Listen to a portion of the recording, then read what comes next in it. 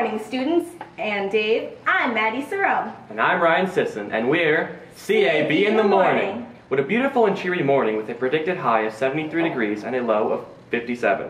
A 50% chance of scattered thunderstorms throughout the day and showers throughout the night. All students are cautioned to bring their umbrellas and ponchos to the end of the year festivities tonight at Brock the Port. Partying will not cease for a little rain. Well, Ryan, I better fill up on my coffee now. I don't want to be grumpy for tonight. Hold on, Maddie. Before you get your coffee too soon, let's first head over to John and his report on a new program that's influencing our youth on the impact technology has on the environment. John? Thanks, Ryan. I come to you live from Dobson Elementary School, where environmentalist Samuel Bingay is introducing the increasing problems of technology to the children of Dobson. He comes here as a Thai instructor and is very excited to enlighten the kids on how technology impacts the environment. Let's take a closer look. Good morning, kids. Good morning. How are we today? Great. Now, does anybody here know what TIE stands for? T-I-E?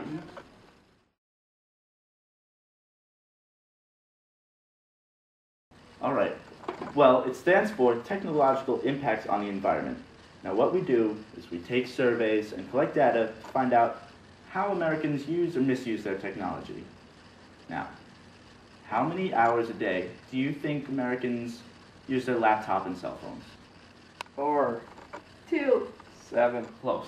It's actually 8.5 hours, which is more than 1/3 of the day and about how long you sleep at night. Spending that much time with your technology is bad for the environment and bad for your eyes, as well as the rest of your body. Any questions? Okay, I have a question for you guys. Does anybody know when the average age people who get their cell phones is, their first cell phone? 14? Good job. Oh, a piece of candy. Oh.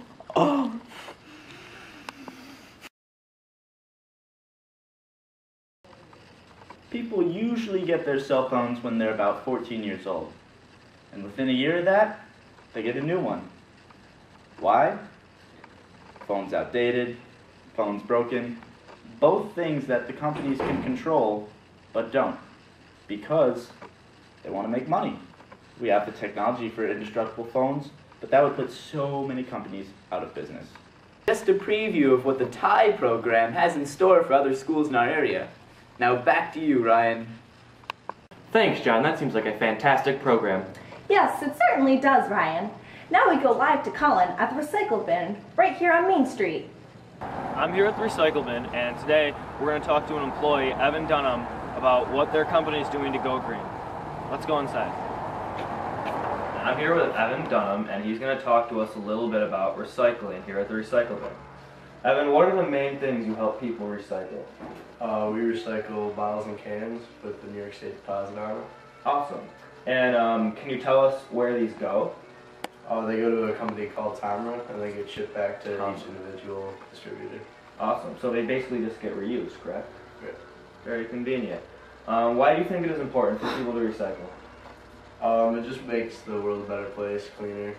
Cleaner. See? Cleaner. That's what we're going for. What types of promotions or programs do you guys do to help the community? You know, bottle drives, charities, stuff like that. Well, we hold fundraisers to help gather money for sporting events. People can drop it off here and we can add it to accounts. Right. I myself have actually been a part of that before, going to Brockport High School. Do you take pride in the fact that you're making the world a cleaner place? Yeah, it's nice to know that I'm helping out every way that I can. I gotta start somewhere. Awesome. How much waste is generated by this business compared to recyclable materials? I mean, all I see around here is cans, so... Yeah, I'd say there isn't really too much waste. I mean, any cardboard gets thrown back in the cardboard bin and... I don't know. Not too much. What advice would you give to someone who wants to go green? Take small steps, start somewhere and build off that. Do you think it's a good thing that the bin uses hand labor instead of big industrial machinery? Yeah, because it gives people jobs. First of all, gives people jobs. That's important. Why is this business so profitable? We get like a handling fee, sort of, a few extra cents for sorting them out and giving them back to the distributors. Oh, so the bottles are actually worth more than 5 cents, and then Yeah. so we get back the 5 cents, and this business makes, you know, the extra 1 or 2 cents. So thank you, Evan. It was a pleasure. Have a good day at work. All right, thanks. Have a good one. Thanks, Collin. This business seems very helpful. And pretty simple to use. Just take small steps to get to going green. Yes, simple enough indeed. Now over to our data analyst, B. Thanks, Ryan. Technology is everywhere, and leaving your house without your cell phone or car keys is unspeakable in the world we live in today. The average household has 3 televisions in their house, and nearly every person of the youngest generations have cell phones and laptops for the use in high school, college, and so on. But how does all this technology affect the world we live in today? As drivers use the road more, the native animal species and nature are directly being affected, and the damage is increasing. Small and large animals are being killed, mutilated, and left for dead on the side of the road. The evidence clearly covered on the chunk of metal that caused the tragedy. Life has become so fast-paced that we don't know when to stop what we were doing, especially when it comes to driving, texting, and texting while driving.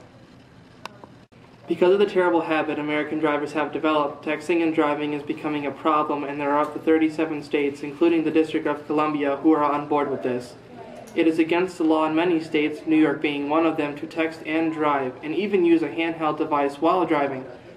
Even with laws being created, not nearly enough people are stopping the texting and using their phones while driving, and this could cause serious long-term effects. People are less outraged by a citizen texting and driving than they are with a citizen drinking and driving. But yet the death rates caused by texting and driving are increased and are drastically higher than that of someone who's drinking and driving. When it comes to cell phones and texting or checking emails, the reaction time to stop a car is almost 4 times longer than the reaction time of someone who has been drinking. And now back to you, Ryan. Thanks, B. Wow, Maddie, that's certainly a lot to take in. Yes, but clearly Americans need to change our bad habits before we destroy any more of the environment. Well, that will be it for us today. Have fun and a safe weekend, kids. And may the 4th be with you.